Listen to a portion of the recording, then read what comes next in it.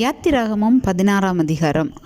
இஸ்ரவேல் புத்திரராகிய சபையார் எல்லாரும் ஏலிமை விட்டு பிரயாணம் பண்ணி எகிப்து தேசத்திலிருந்து புறப்பட்ட 2ஆம் மாதம் 15ஆம் தேதியிலே ஏலிமுக்கும் சீனாய்க்கும் நடுவே இருக்கிற சீன் வனாந்தரத்தில் சேர்ந்தார்கள்.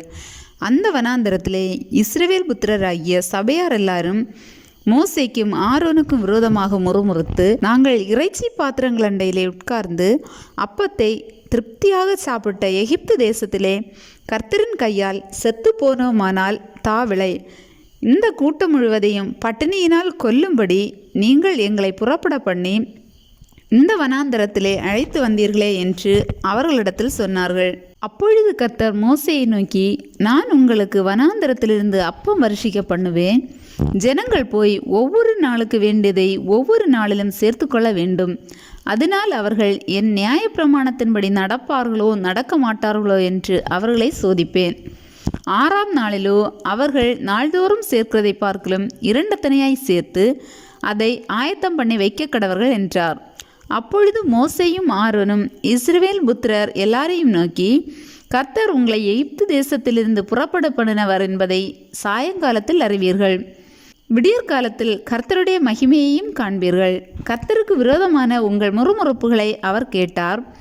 நீங்கள் எங்களுக்கு விரோதமாய் முறுமுறுக்கதற்கு நாங்கள் எம்மாத்திரம் என்றார்கள். பின்னும் மோசே, சாயங்காலத்தில் நீங்கள் புசிக்கிறதற்கு கர்த்தர் உங்களுக்கு இறைச்சியையும் விடியற்காலத்தில் நீங்கள் திருப்தி அடைகிறதற்கு அப்பத்தையும் கொடுக்கையில் இது விளங்கும். கர்த்தருக்கு விரோதமாக நீங்கள் முறுமுறுத்த உங்கள் முறுமுறுப்புகளை அவர் கேட்டார். நாங்கள் எம்மாத்திரம், உங்கள் முறுமுறுப்புகள் எங்களுக்கு அல்ல, கர்த்தருக்கே விரோதமாய் இருக்கிறது என்றான்.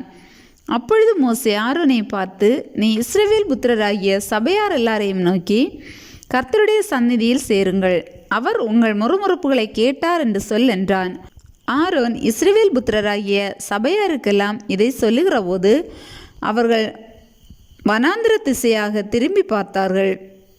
அப்பொழுது கர்த்தருடைய மகிமை மேகத்திலே காணப்பட்டது.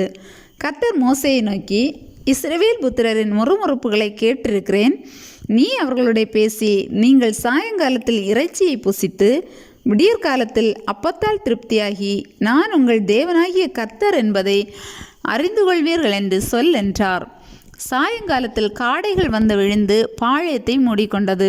விடியற்காலத்தில் பாளையத்தை சுற்றி பனி பெய்திருந்தது. பெய்திருந்த பனி நீங்கின பின் இதோ வனாந்தரத்தின் மீதங்கும் உருட்சியான ஒரு சிறிய வஸ்து உறைந்த பனிக்கட்டி பொடியத்தனையாய் தரையின் மேல் கிடந்தது. இஸ்ரவேல் புத்திரர் அதை கண்டு அது இன்னது என்று அறியாதிருந்து ஒருவரை ஒருவர் பார்த்து, இது என்ன என்றார்கள்.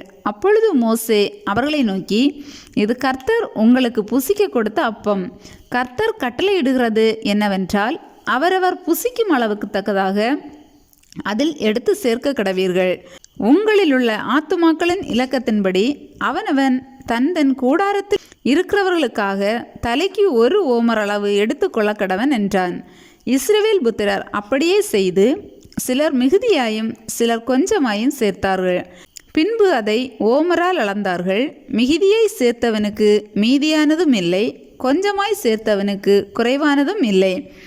அவரவர் தாங்கள் புசிக்கும் அளவுக்கு தக்கதாக சேர்த்தார்கள். மோசே அவர்களை நோக்கி, ஒருவனும் விடியற்காலம் மட்டும் அதில் ஒன்றும் வைக்கக்கூடாது என்று அவர்களுக்கு சொல்லியும், மோசேயின் சொல் கேளாமல் சிலர் அதில் விடியற்காலம் மட்டும் கொஞ்சம் மீதியாய் வைத்தார்கள். அது பூச்சி பிடித்து நாற்றம் எடுத்தது. அவர்கள் மேல் மோசே கோபங்கொண்டான். அதை விடியற்காலந்தோறும் அவரவர் புசிக்கும் அளவுக்கு தக்கதாக சேர்த்தார்கள். வெயில் ஏற ஏற அது உருகிப்போம். 6ஆம் நாளில் தலைக்கு 2 ஓமர் வீதமாக 2 தனியாய் ஆகாரம் சேர்த்தார்கள். அப்பொழுது சபையின் தலைவர் எல்லாரும் வந்து அதை மோசேக்கு அறிவித்தார்கள். அவன் அவர்களை நோக்கி, கர்த்தர் சொன்னது இதுதான்.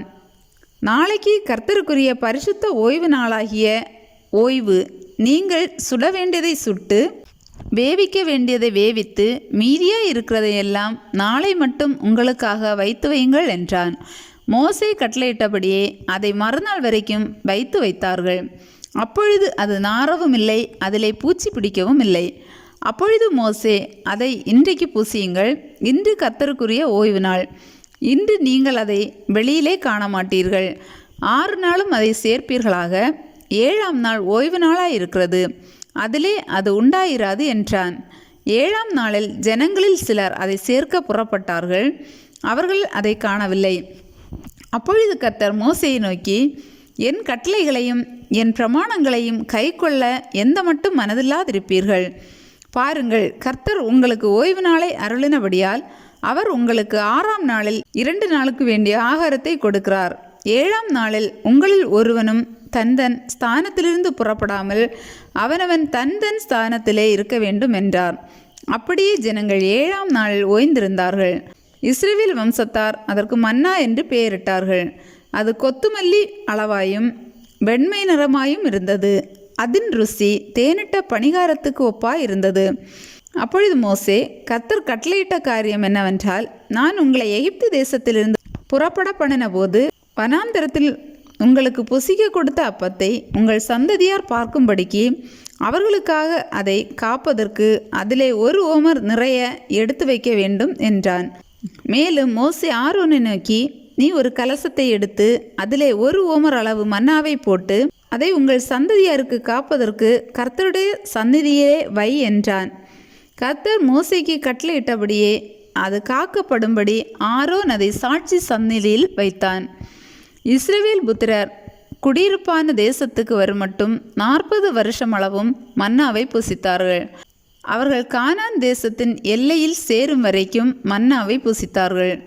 1 ஓமரானது எப்பாவிலே 10 1 பங்கு.